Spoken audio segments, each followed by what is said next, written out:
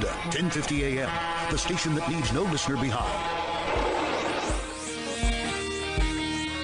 Shelton, CNBC. Wall Street is in the I don't know mode, trending flat or mixed. Hiring by companies unexpectedly fell in March, according to ADP. Payrolls rising by just 145,000, another sign that the economy is slowing. Job growth was almost evenly split between services and manufacturing, and services are about 77% of the U.S. economy.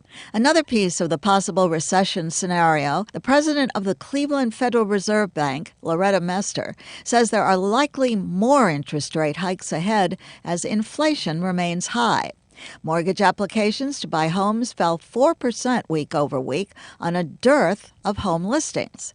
Johnson & Johnson says it will pay $8.9 billion over the next 25 years to settle the long-running charges the company's baby powder and talc caused cancer. J&J still says the claims are false. Stephanie Shelton, CNBC. If you have ever thought about remodeling your bathroom but were worried it would take too long or cost too much, then stop worrying. Right now, Jacuzzi Bath Remodel has designed a collection of high-quality custom products and perfected the one-day remodeling experience so you can enjoy your new bathroom faster than ever before. It's a worry-free bath remodel from the most trusted brand name in the business, Jacuzzi. A jacuzzi bath system fits in your existing tub space. It's a no-mess installation with an amazing style selection, factory-certified installers, and a limited lifetime warranty. Call 800-826-9895. That's 800-826-9895 right now and get 50% off installations with no interest and no payments for 12 months. Replace that old bathtub today with a walk-in shower for a safer bathing experience. If you have lived in your home for over 15 years, it's time to remodel your bathroom. For a virtual or in-home appointment, call 800-826-9895. That's 800-826-9895. 800-826-9895. Are you underpaid and overworked? Is a living wage and employee benefits like affordable health care more of a dream than a reality for you and your family? If so, it's time to form a union. Don't be denied the wages and benefits you deserve. Come together in a union with the power of numbers. A union is not a privilege, it's your right, and it will make a difference. Contact Teamsters Local 1932, a powerful and successful labor union in San Bernardino, by visiting Teamsters1932.org/organize to start today. Located in the heart of San Bernardino, California, the Teamsters Local 1932 Training Center is designed to train workers for high-demand, good-paying jobs in various industries throughout the Inland Empire. If you want a pathway to a high-paying job and the respect that comes with a union contract, visit 1932trainingcenter.org to enroll today. That's 1932trainingcenter.org. One of the best ways to build a healthier local economy is by shopping locally. Teamster Advantage is a shop local program started by Teamster Local 1932 that has brought together hundreds of locally owned businesses to provide discounts for residents who make shopping locally their priority. Everything from restaurants like Corky's to fun times at SB Raceway and much, much more. If you're not currently a Teamster and you want access to these local business discounts, contact Jennifer at 909-889-8377, extension 224. Give her a call. That number again is 909-889-8377, extension 224. Labor unions built the middle class, and the middle class built America. That's the message from Teamsters Local 1932, a strong and successful labor union based in San Bernardino that represents over 14,000 hardworking people across the Inland Empire. The Teamsters are ready to help you organize for better pay, increased benefits, and improved working conditions. Reach out to Teamsters 1932 at teamsters1932.org/organize to speak with an organizer today.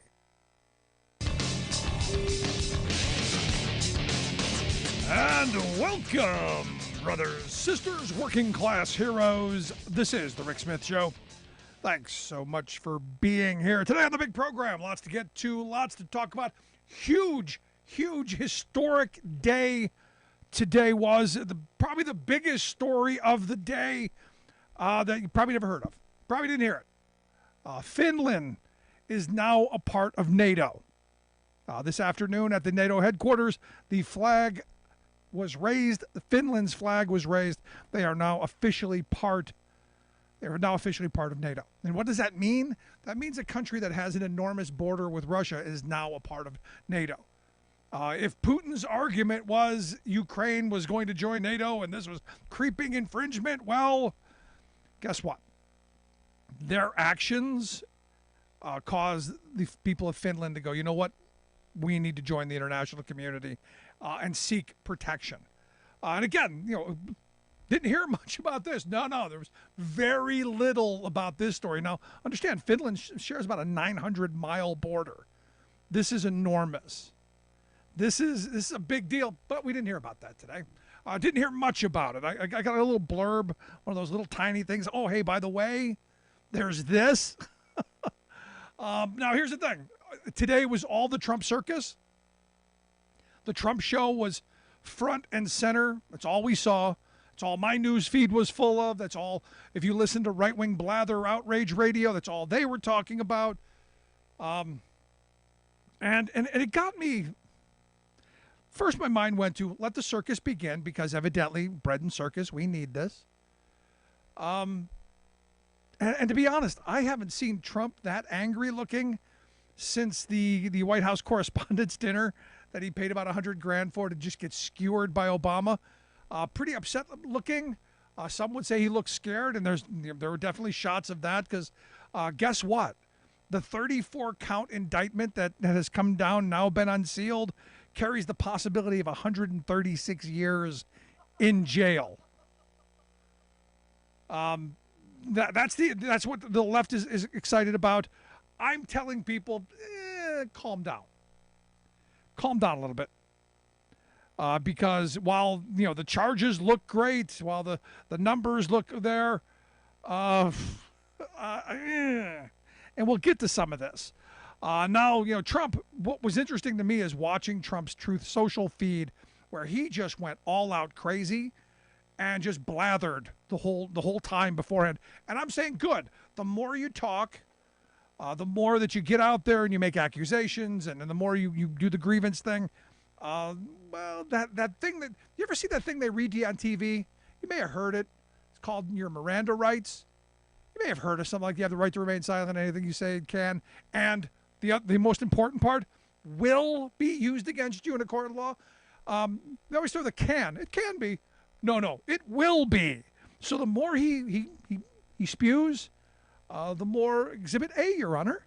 And on Tuesday evening, from the indictment in the afternoon to Mar-a-Lago in the evening, there was the Trump speech, and it's what you would expect. I mean, it was exactly. I never did anything wrong. I'm as clean as the driven snow. I never thought it could happen to me, which is kind of the line every criminal uses. Never me. I never. You know what the most often used line in prison is? I didn't do anything wrong. I'm innocent. This is what you got. But his spiel was really all about grievance. Every grievance he could have had, it was laid out to remind the base that he's the martyr. Now, a lot of it's conspiratorial, a lot of it's made up, most of it's false. But if you're in that world, you're going to believe. It's all been a hoax. It's all been bad. They've been going after him from day one. He's a disruptor. No, I wouldn't argue disruptor. I would argue he's made his family a lot of money, especially Jared. But I'm not with you on the disruptor thing. Did he do a lot of finger pointing during a little spiel? Absolutely. Everyone does everything worse than me. They're persecuting. Oh, woe is me. Victim card, hugely played victim card. But the 36 counts. I got to tell you, I'm looking at this and I'm reading experts that I trust. Going to be interesting to see how this plays out, especially if it gets past the judge throwing it out, which evidently is a possibility. I don't think that's going to happen, but it's a possibility. This comes over the hush money paid to a porn star.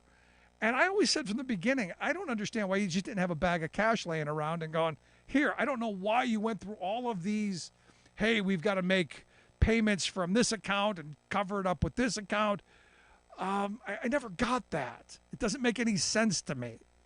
But evidently, there's more than just the one hush-up money for one porn star. There was the Playboy Bunny, who I guess got $150,000, and the doorman to the Trump Tower, he got $30,000. So all in all, what, about $310,000 in hush money paid up? He paid a bunch of money to Michael Cohen, so there might be other hush money we don't know about yet.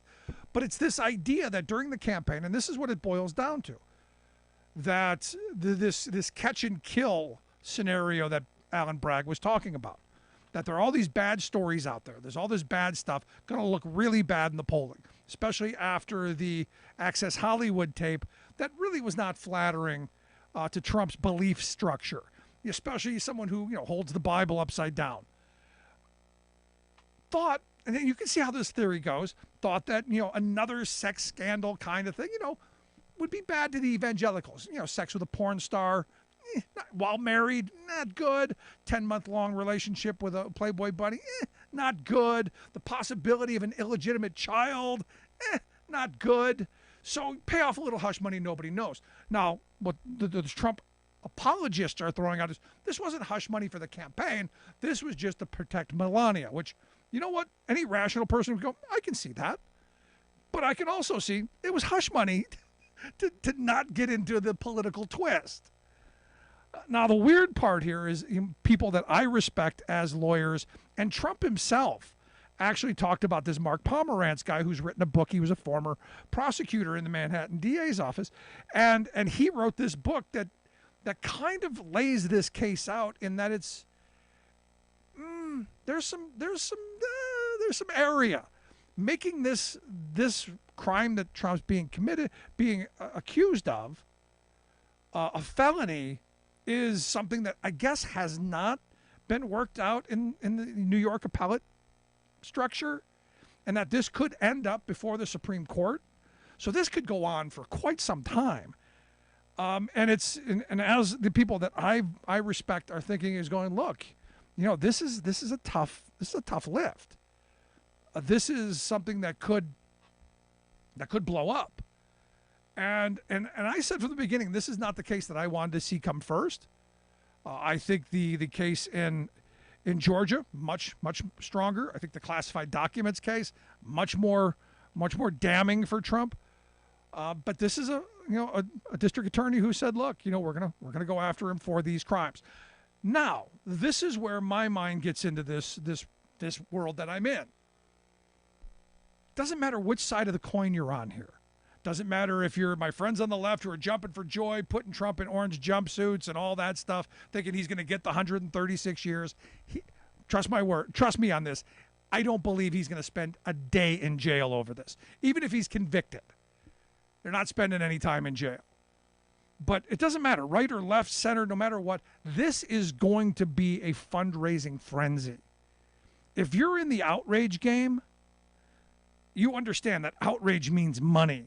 Right, left, center, and for Republicans, for the right, this is like a gold rush.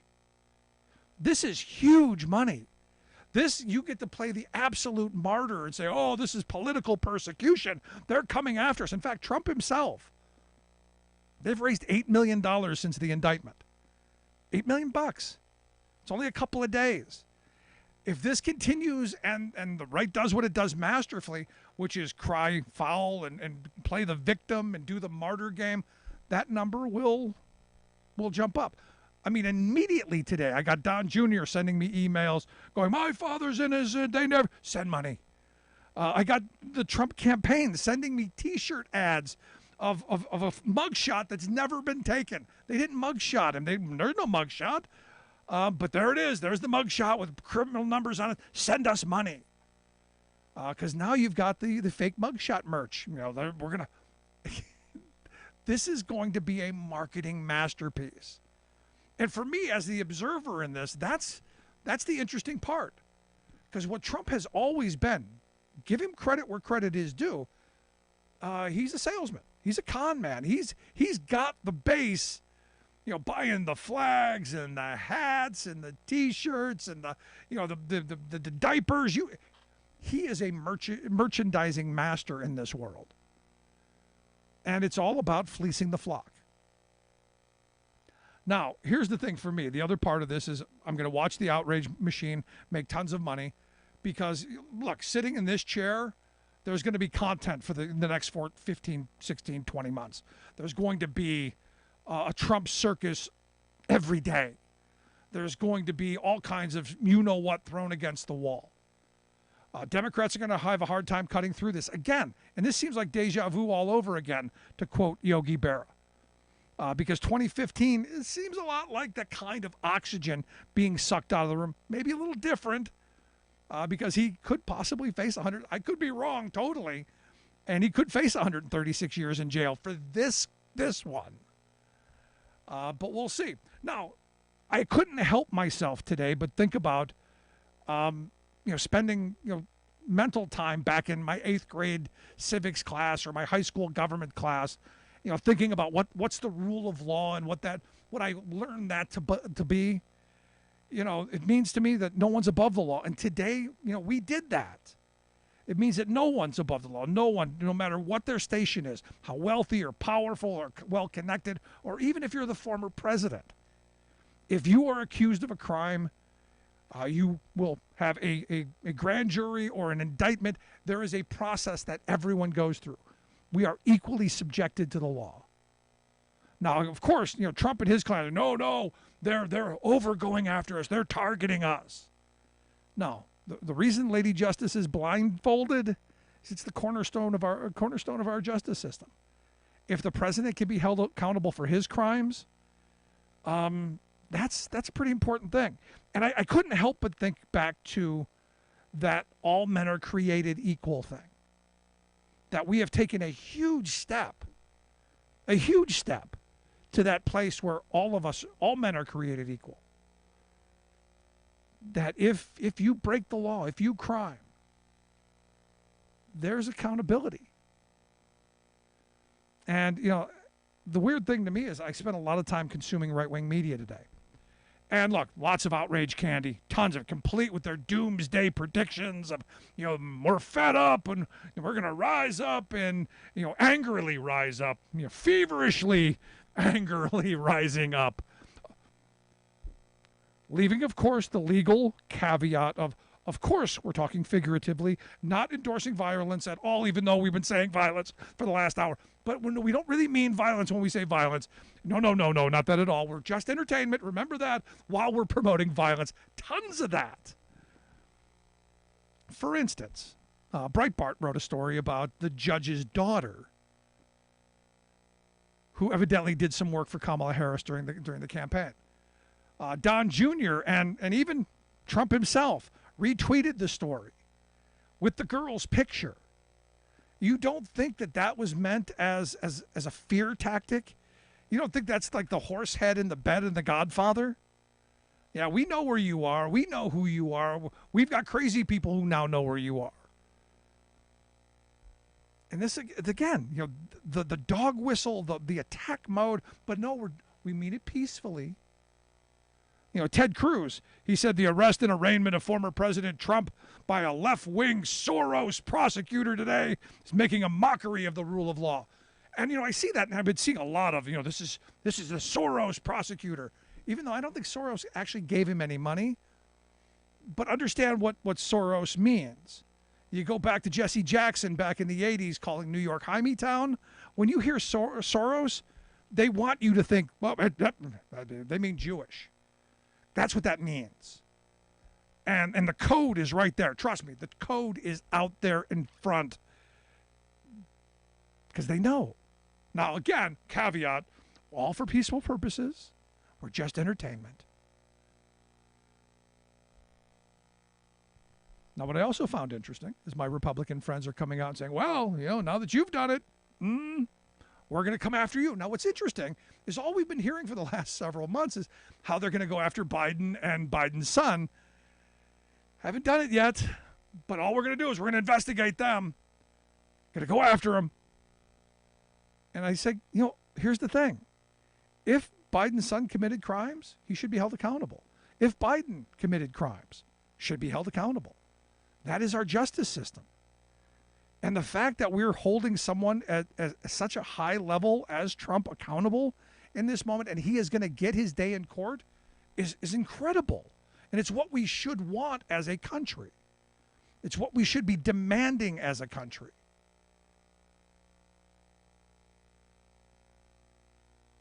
I listen to a lot of people today say, "Oh, we're like a tin pot dictatorship, and this is what they do in third world dictatorships, and this is the kind of authoritarian stuff that goes on." You go, "Hold on, I'm sorry, he was arraigned, he got to walk free, didn't have to post any money for bond, not being held for 500 days because he stole a couple of peppermint patties and didn't have the money to get out. He was not even mugshot. He got preferential treatment." Going in and out, and then was able to go back to Florida and give a speech where he then railed against the court. I'm sorry, am I missing something? And this is where this is where I keep coming back to this moment of this is what's great about this country, and we should all be happy that in this country, if you are accused of a crime, you will be indicted, you will be tried, you will have a fair opportunity to have your side of the case presented. And look, nobody's going to have the kind of legal team that Trump's going to have. OJ's legal team will go, "Wow, wish we could do that." And as my wife said, they got paid. OJ's people got paid. No, but this is the weird part of all of this, and this is where I'm struggling in this moment. So I want to hear your thoughts. Was this a good thing, bad thing? Do you think it's going to blow up in Alvin Bragg's face? Do you think this is going to be good for Trump? As I've said, I personally don't see him spending a day in jail, even if he is convicted. And I fear, this is going to go through all the way to the Supreme Court. And, well, we'll see. Want to hear your thoughts? Email me, rick@thericksmithshow.com. Going to take a quick break. Right back after this. Stick around.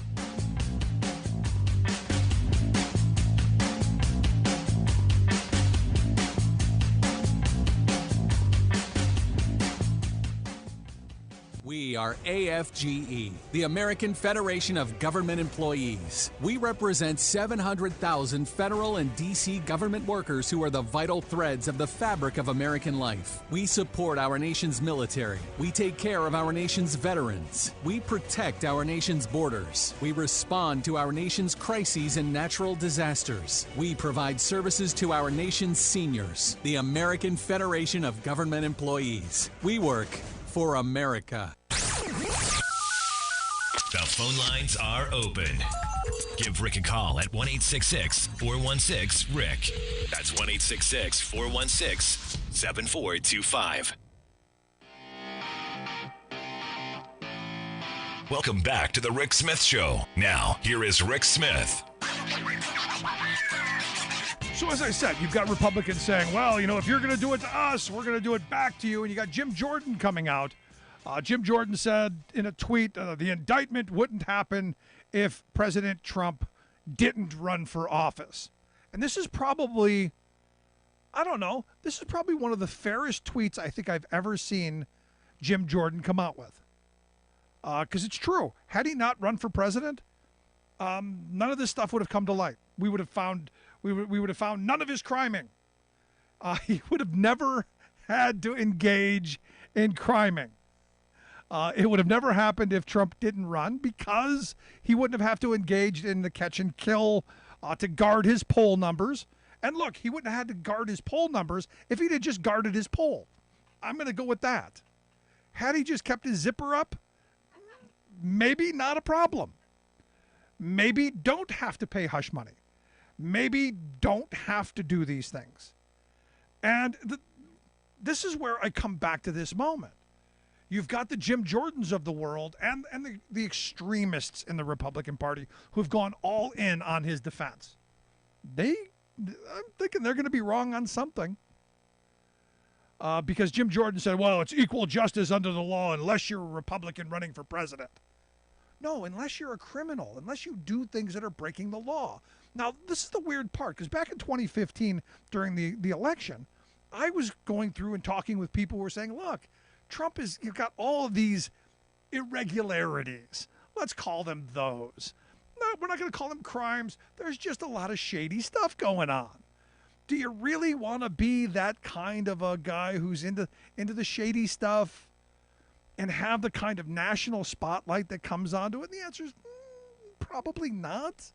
And I remember back in 15 saying, look, I don't know if I'm him, if I want to be in this fishbowl, having every business transaction scrutinized, and every bankruptcy, and every time you screwed somebody over, and well, every time you've now had to pay hush money. It's one of those things where you go, maybe we not. So I agree with Jordan. Had he not run for president, none of this stuff would have happened to Trump. Had he not rubbed it in people's face, had he not said, if I could shoot somebody on Fifth Avenue and not lose a vote, because in this country, and as much as I want to believe we're moving towards that equality for all and that blind justice that I spoke of a moment ago, the reality is the wealthy in this country, the rich and powerful, are never held accountable. He could have done all of this stuff and much worse for all we know, and no one would have ever looked into it. But the second you throw your hat into that ring and say, I'm going to be a leader of the free world, that opens you up to a lot of scrutiny. And this idea that, they're just going after him because he's a Republican. No, they're going after him because he's done a lot of stuff and he's rubbed people's noses in it. I mean, I look at this document thing, which I think is a much more dangerous case for him.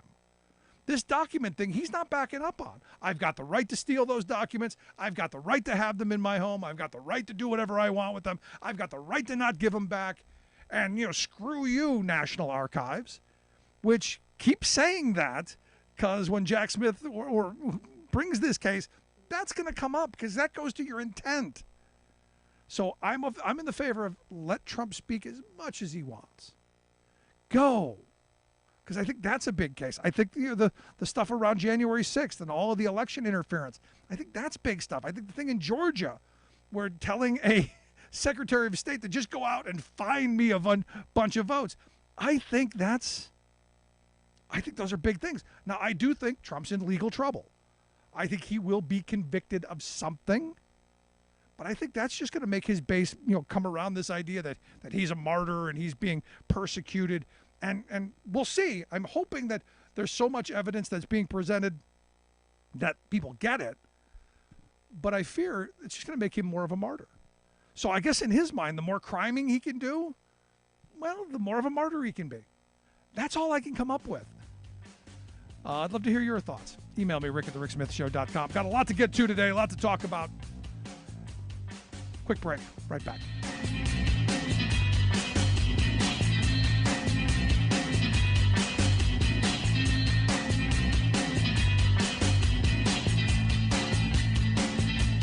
I'm Rick Smith, and this is Labor History in 2.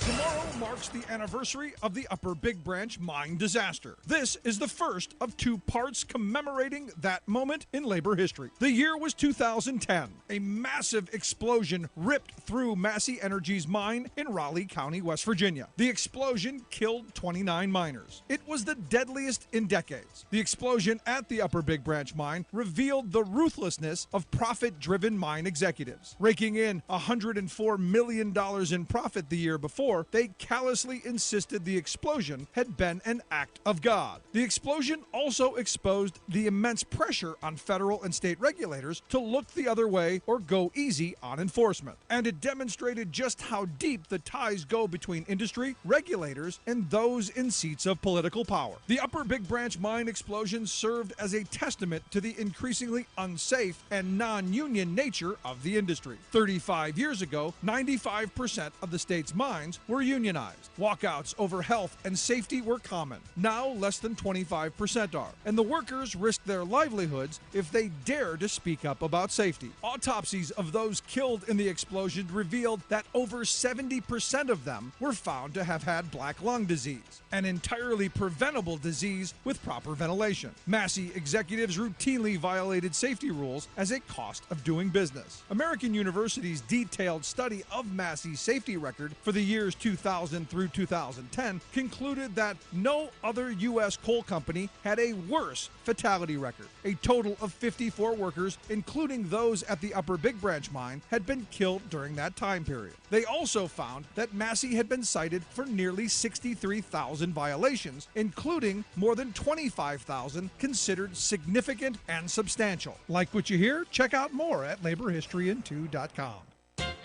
I have to concede one point. Today's far-right Republican Party does not discriminate against women. In fact, the GOP is giving its female political buffoons a higher profile than its male bozos. Consider Sarah Huckabee Sanders, governor of Arkansas, who became a star in the new Republican crusade to bring back child labor abuse. Pushed by their corporate backers, GOP governors and lawmakers exclaim that the answer to America's so-called labor shortage is not to make jobs more attractive, but to fill them with cheap, compliant children. Huckabee Sanders rushed to the aid of these corporate powers, eliminating a bothersome Arkansas law that had required Tyson, Walmart, and other big employers to get a special state permit to put any child under 16 to work. The meddling hand of big government creeping down from Washington, D.C., she bellowed, will be stopped cold. We will get the over-regulating, micromanaging, bureaucratic tyrants off your backs. So she is using the meddling hand of big state government to creep into the lives of vulnerable children. She is not alone. Ohio's Republican-controlled state government is moving to extend the number of hours bosses can make children work. Iowa wants to let 14-year-olds work in industrial freezers and laundries, and Republicans in Congress have shrunk the number of investigators and lawyers policing child labor abuse, so abusive corporate managers know there is little chance they'll be caught. Most damning, these corporate politicians value children so little that they've set the maximum fine for violating the workplace safety of minors at $15,000 per child. For multi-million-dollar conglomerates, that devaluation makes it much cheaper to endanger children than protect them. This is Jim Hightower saying America should not even be talking about child safety rules in dangerous workplaces. It's shameful to have any children working there.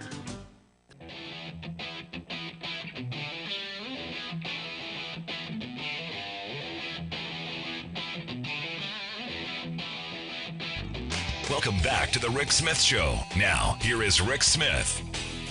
So I like the fact that Howard Schultz is no longer the CEO of Starbucks. And I got to tell you, that hearing that Senator Sanders put together where our benevolent CEO came in and was truly offended by the fact that workers would want to fight for better wages, hours, conditions, a voice in their day.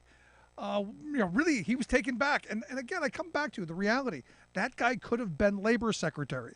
And this is why we've got to be pushing back as working people against this idea of the benevolent employer. Look, I said Howard Schultz was a good guy at one point, but I still say everything should be in writing. And here to share some thoughts on, well, just that hearing and our benevolent CEO, or former benevolent CEO. I've asked Noah Leonard to come talk with us. Noah's a reporter over at Mother Jones Magazine. He's got a new piece out titled Howard Schultz Came Out of Retirement to Destroy Starbucks Union and His Legacy. Noah, thanks for taking time for us. No, thank you for having me on, Rick. We had that piece out to correspond. It's something I've been working on for a little while, but it came out the same day as the hearing last week, when he was compelled to testify by Senator Sanders. And it kind of goes into the backstory of this, because I think, like you said, you alluded to, you probably said some good things about Howard Schultz over the years. I think a lot of people had. He was seen as the good boss by many people, but for people who support unions, he basically nuked his reputation over the past year by coming out of retirement explicitly or implicitly to destroy the Starbucks union. I mean, the timing is very clear. They won their first union elections in Buffalo, and just a couple months later, he was back in charge of Starbucks. But the goal, and what I'm looking at in the piece, is kind of to ask the question of why. Why did this person do that? I mean, I think it's a little more complicated than just greed and trying to make money. And it looks at his childhood. He's from a working class family in Canarsie, Brooklyn. His dad was a blue collar guy. And he kind of had this image of himself as someone who protected people like his father. And that's why he took the union drive so personally, because it was kind of rejecting this company that he built to protect people like his father. No, that's his thought on it. And, you know, look, I've known people who are of an older generation who took this kind of thing personally. Like they looked at their employees like their children.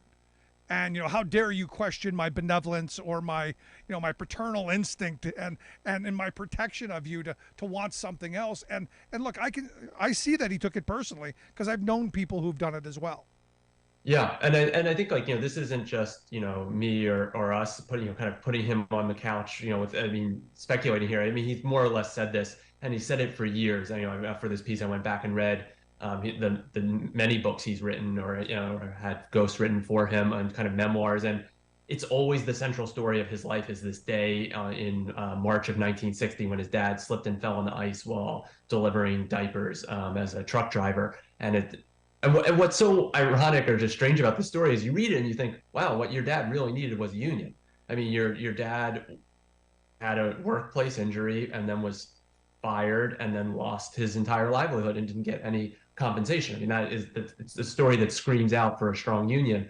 But instead, how Schultz has reinterpreted it is what it really needs is kind of a benevolent patriarch presiding over the company, and that's enough. And if people try to unionize, that's a personal affront to me.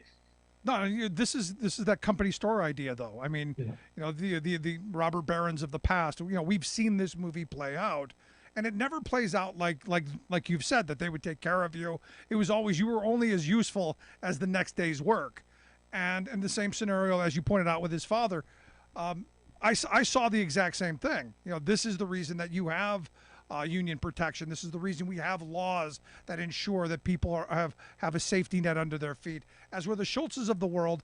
And I'm not just singling him out, because again, I've known people like this. They have it in their head that they're the great provider, and it doesn't seem to work out that way in reality. And you listen to some of these stories of these Starbucks workers, and you can go to any company, and it's all about, hey, you're only as useful as today's work, and that's a problem for me.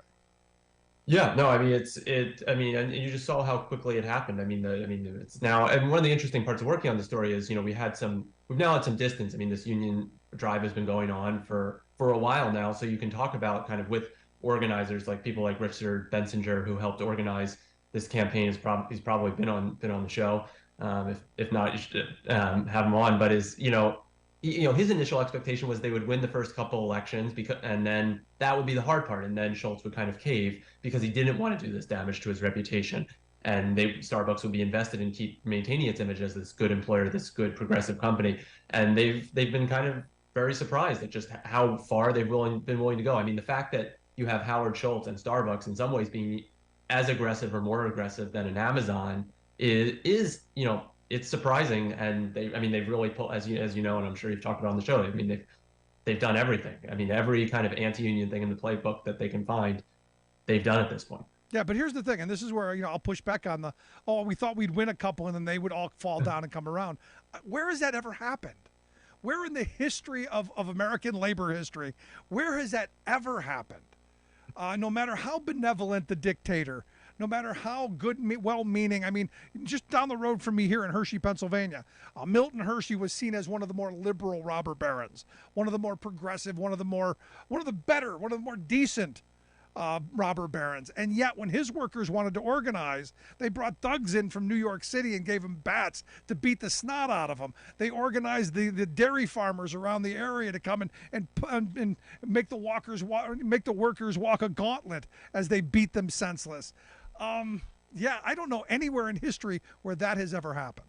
Yeah, and I think the tough part here is, I mean, this is kind of the struggle with a lack of, I think, solidarity, and you know, even though, you know, we have these polls saying support for unions is at record highs, and that's a really exciting development. But at the same time, you know, you would hope in a lot of ways a progressive company like Starbucks, their clientele definitely skews Democratic. You know, you would think it would have more of an effect on their bottom line. But so far, it doesn't seem to be costing them that much, or at least Starbucks thinks that, whatever cost it's having is worth continuing down this path and making sure the union doesn't develop. No, that's an excellent point. But the reality is people are still going into the Starbucks. There's not a nationwide boycott going on that I know of, so their bottom line isn't being harmed yet. Maybe if we get to that point, maybe they will come around, but I'm not seeing it. And look, as a society, I don't know we're there yet. Yeah, the interesting thing about that statistic you threw out, 71% approve of unions. That poll also said 53% of workers don't want to join unions. Right. Yeah. I mean, I think it's one thing to say, you support a union, and I think it's a very different thing to, one, want to join one, and then two, beyond that, make the effort to actually start one in your own workplace, and then a whole other thing to be willing to potentially be fired and, not have much recourse. And that's one of the sad things I think that the Starbucks campaign is just showing, not that we needed to be shown it again, is that labor law is not at the point where it really can protect workers adequately. One of the main people featured in this story is a young former Starbucks barista, Victoria Conklin, who was basically fired for organizing her store. I mean, Starbucks claims it's for other reasons, of course, but an unemployed, New York judge has found in her favor, but the NLRB has yet to rule, and it's going to take a long time. And even if she wins her case, she's going to get just her back pay minus what she's been making at her new job at an Olive Garden. So, as you know better than me, I mean, the incentives here are to fire and pay the fines later. No, I've said a number of times, if I'm a union busting attorney and I'm advising you, it would be malpractice on my part to not advise you to fire someone and break the law, because there are no penalties, and it's all upside. Oh, he's going to have to read he even said he wasn't going to read the letter on video, saying, "Oh, sorry, we won't do what we did again until we get caught the next time." He wasn't even willing to do that. And I go back to that number of 53% of people not wanting to join unions. I think that has a lot to do with how difficult it is to leap over these hurdles that have been put in the way. Most of the people I talk to say, I can't afford to get into that kind of a fight. I'm just going to keep my head down. I'm making my way. I wish I could have better, but it's not worth the fight at this moment, which is why I think we do need comprehensive major labor law reform.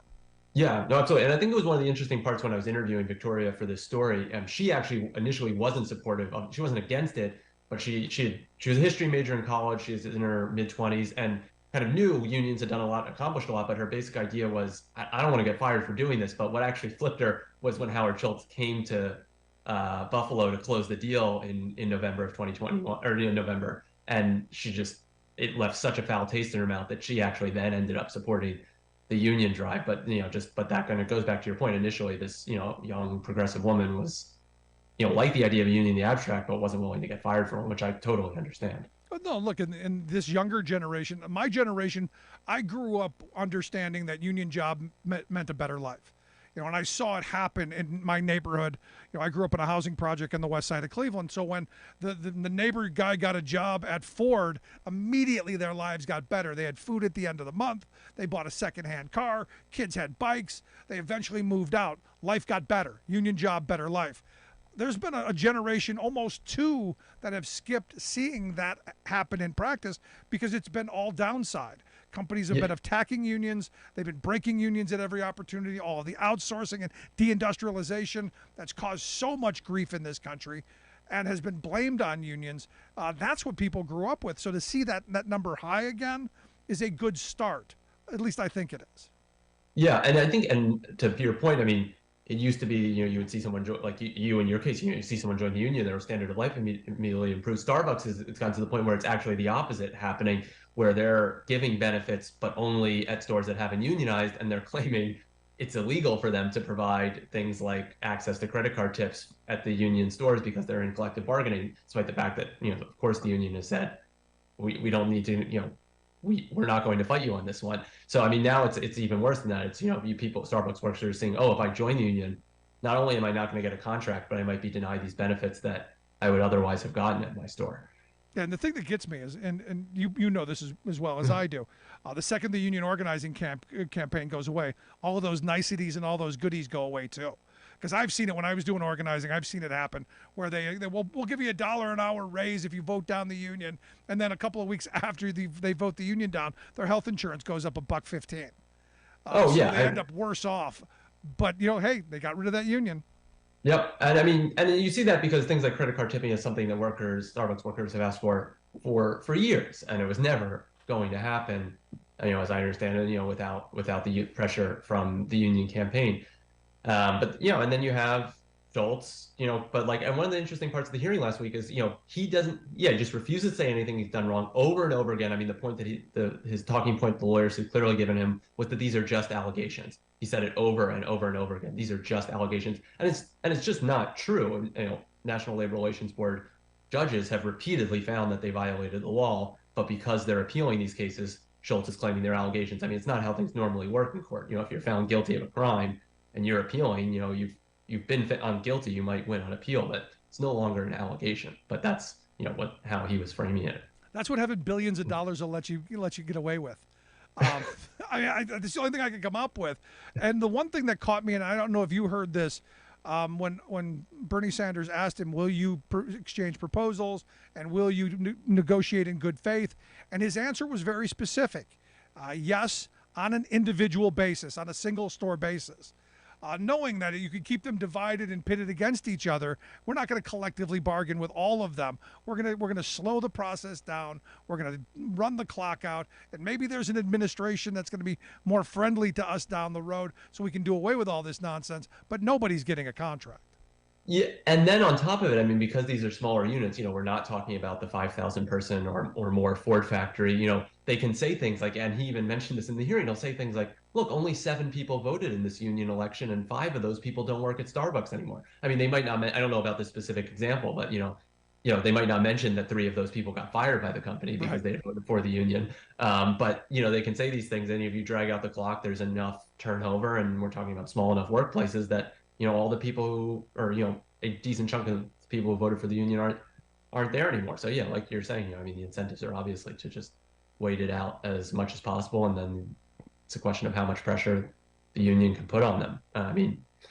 But yeah, I mean, the hearing last week, I mean, you have these senators. I mean, it was interesting to see the Republicans kind of bend over backwards to defend Howard Schultz, who is a man they do not normally like, and normally I assume would be accusing of promoting a woke agenda or something. But in this particular case, we're really going to great lengths to talk about what a great job creator he was, and it's almost embarrassing to watch at certain points where they would say, I don't want to tell you how to do your job. You're obviously a much better capitalist than I am. Yeah, no, it was in fact, we had Dave Jameson on last week talking about his piece. Howard Schultz went to Washington, and the only friends he could find were Republicans. And that's true. I mean, they were defending him, which I think even Mitt Romney said was odd, since he was talking about running for president as a Democrat. But it goes to show that, look, Rupert Murdoch was right, and this is what I tell my working class friends all the time. Rupert was right. It's not about red or blue. It's about green. It's all about the money. It's about the power, the control that comes with this. And so whatever hat they wear politically, it still comes back down to the money. Yeah, no, I mean, and I think that's, one of the things I was writing about in the longer piece from last week is, it was interesting seeing at the hearing too, because Bernie Sanders, I'm Jewish, but like Bernie Sanders and Howard Schultz are both Jewish guys from Brooklyn, kind of the same generation. It was interesting. You could see kind of how that generation had split there. You had 2 guys from very similar working class backgrounds, one of whom had kind of stayed true to those roots.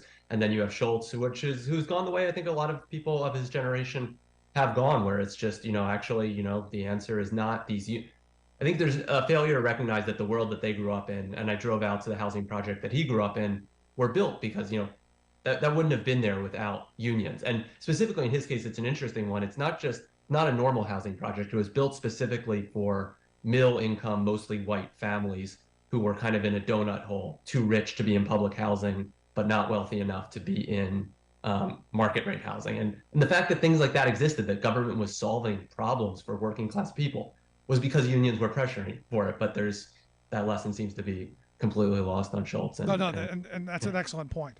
I grew up in World War II surplus housing. This is where we put the poor people that they had nowhere else to go, and just shoveled them in there, off the bus lines, out of reach of everything, and right next to the airport. Oddly enough, on land nobody else really wanted. So last thing I want to get to, though, because Schultz testified, and look, they were accused of firing people, had to hire some people back. Well, on Friday they went and they fired somebody else in Buffalo. It's like never going to learn.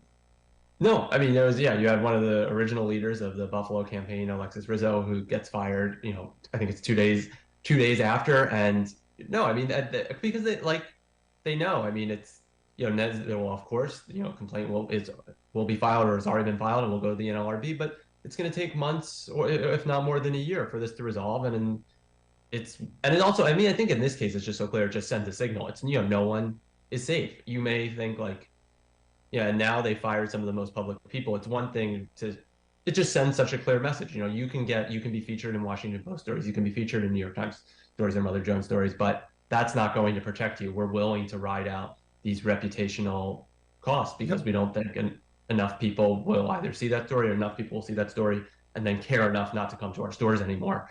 And if you're a worker there, I mean, I think you get the message pretty quickly. I don't want to say that it's a hopeless campaign or anything like that. Obviously it's amazing what they've accomplished, but there's been a decline in the number of the rate has slowed down a lot, and I think probably on a lot of workers' part that's a rational response to what they're seeing from the company and the inability of the government. I think despite in this case, despite the NLRB's desire to want to be able to help these workers and protect them as much as possible, they just don't have the tools. Yeah, no, it's one of these things where it's the laws are just so badly broken at this moment that and we're not the society of my grandparents who they got back from World War II and came to the shop floor and fought for a prosperous working class. We're not that generation either, but we got a lot of work to do. But at least look, there's organizing going on. We'll see where this takes us. But no, I appreciate the time. Great piece. I hope folks will take a look at it. Howard Schultz came out of retirement to destroy Starbucks Union and his legacy, written by Noah Leonard. He's a reporter over at Mother Jones. No, I appreciate the time, man. Of course. No, thank you, Rick. Good stuff. We'll get links out on social media. You can take a look at that. Going to take a quick break. Right back. Stick around to listen to The Rick Smith Show.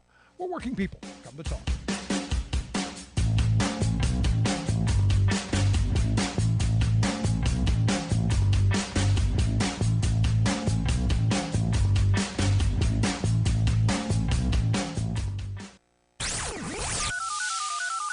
Phone lines are open. Give Rick a call at 1-866-416-RICK.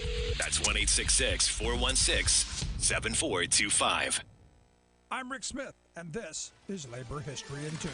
On this day in labor history, the year was 1968. That was the day that Dr. Martin Luther King Jr. was murdered by an assassin's bullet in Memphis, Tennessee. He was in Memphis to support AFSCME sanitation workers who were out on strike fighting for better wages and working conditions. In the later 1960s, Dr. King's organizing had increasingly turned toward addressing the poverty, unemployment, and unfair working conditions faced by black workers. As we pause to honor the memory and legacy of Dr. King today, let us take a moment to reflect on his words. In a message he delivered to a gathering of Teamster Local 815 shop stewards on May 2nd, 1967. In his speech, Dr. King discussed the wave of labor organizing in the 1930s. He recounted the difficulties faced by workers forging new unions. He said, "Yet there was one thing that was won, one thing that was fought for as indispensable, one thing for which all the pain and sacrifice was justified, namely union recognition. It seemed so minuscule a victory that people outside the labor movement scorned it as, in fact,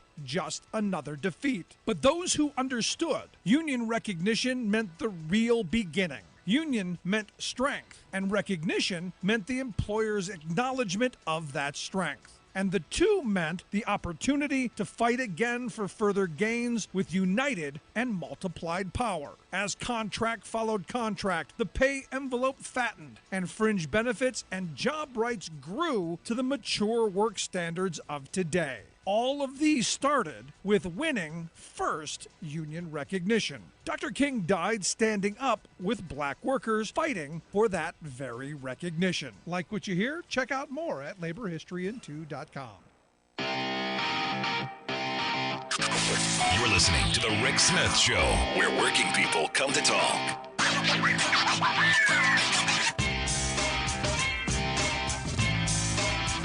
I got to tell you, the benevolent dictator frame is an important one because, the more power we give to the rich and famous, to our elites, our corporate CEOs, the more they're going to abuse it. And look, at Howard Schultz was, as Noah Leonard pointed out, viewed as one of the benevolent ones, as one of the good ones. And on the left, a model employer. And I remember saying, look, he does some pretty good things. But like any CEO, it's going to come down to the bottom line. It's going to come down to, to steal the Rupert Murdoch frame. It's not red or blue, it's green. It's all about the green. It's all about the control. And, I think back to an uncle of mine who passed, in the last 6-8 months. And he was the same thinking, that the people that worked for him were like his kids. He was involved in their lives. He would go to their weddings. He was a part of their families. And when they had a problem, and if they went to the union or if they organized around it, he would take offense by it, and was grew kind of bitter over it a little bit. That that there was this other entity, and look, some of it can come from a good place, I think. But most of it comes back to that power and that control, that I'm the king of this castle. And I always point to, here where I live in Pennsylvania, the workers' compensation law still refers to the employer-employee relationship as master and servant. So a lot of these CEOs think kind of the same way. I'm in charge. I'm the king of this castle. You're going to do what I say, when I say, how I say, and all of those things. And if you dare question, if you dare ask for more or dare question how things are done, well, you will feel my wrath. And as someone who has been in a union, all of my working life, I see it a little differently. I view it more as a partnership. Look, I'm going to come and I'm going to do a job for you, and I'm going to do it to the best of my ability. But at the end of it, I should have some empowerment on the shop floor. To say if things are dangerous, I'm not going to do them. To say if things are harmful to others, not going to allow it to happen. If it's bad for the community, not going to let it happen. And I can point to over my lifetime, hundreds of times where I've said no to things that I didn't think were right. And I want that for every working person. I think it would be we'd have a better workplace. We'd have a better society. And look, even historians are now coming around to the reality when you have a strong labor movement, you have a strong society. When you have workers who are empowered to fight for better wages, hours, conditions, you have a stronger, more cohesive society. And I've been arguing for a very long time that if we were able to rebuild the kind of union density that even I entered the workplace in, right around the 20 to 22% range, let alone the 35% that my grandparents built, that would bring us back somewhat closer together. People having common interests and common goals and common destinations. But that's not what the wealth class of this country wants. They want division. They want people pitted against one another. And that's how they can use all of this hatred and all of these cultural issues to keep us pitted against each other, because most people feel helpless in the workplace because they've been so badly beaten down by how difficult it is. This Starbucks situation should not be this difficult. Workers should be able to vote. If the union is voted in, you begin negotiating. At a certain point, you got to come up with a contract, which is why I supported, as bad as the Employee Free Choice Act was, I supported that because it had a place for contracts to eventually get ratified. I want to hear your thoughts. Email me, rick@thericksmithshow.com.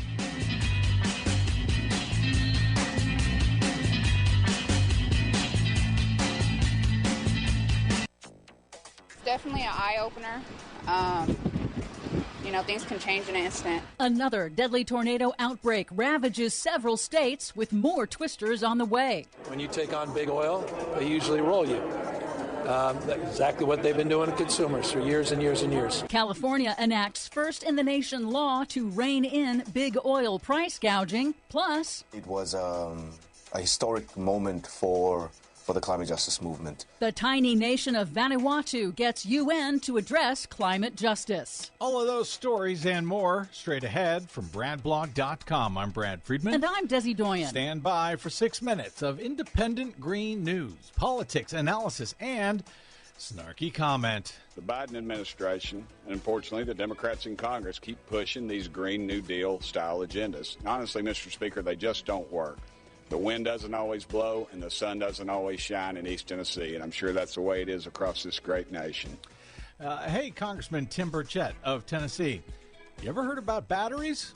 Just asking for a few million people and for your grandkids. This is your Green News Report. Okay, Desi Doyen, another weekend full of deadly tornadoes. Yes, the third tornado outbreak in just 3 weeks hit the Midwest and the Southeast over the weekend, killing at least 32 people and causing widespread damage across several states, according to officials. But the National Weather Service Storm Prediction Center warns. You're on board KCAA's Inland Talk Express. KCAA, Loma Linda, 1050 AM, the station that leaves no listener behind. Hey, what's AP News? I'm Ben Thomas. A spokesman says former Vice President Mike Pence won't appeal a judge's order compelling him to testify before a grand jury in the Justice Department's investigation into efforts to overturn the results of the 2020 election. A tornado hitting Pleasantville, Iowa yesterday. More storms today. Another twister blamed for at least 5 deaths in southeastern Missouri. John Hart at the Storm Prediction Center says the area of concern stretches from lower Michigan through Illinois, Ohio, Missouri, Tennessee, and down into Texas. Damaging winds were probably the main threat, but there will be the potential of a few tornadoes along the entire extent of the line. And with that in mind, we have severe thunderstorm and tornado watch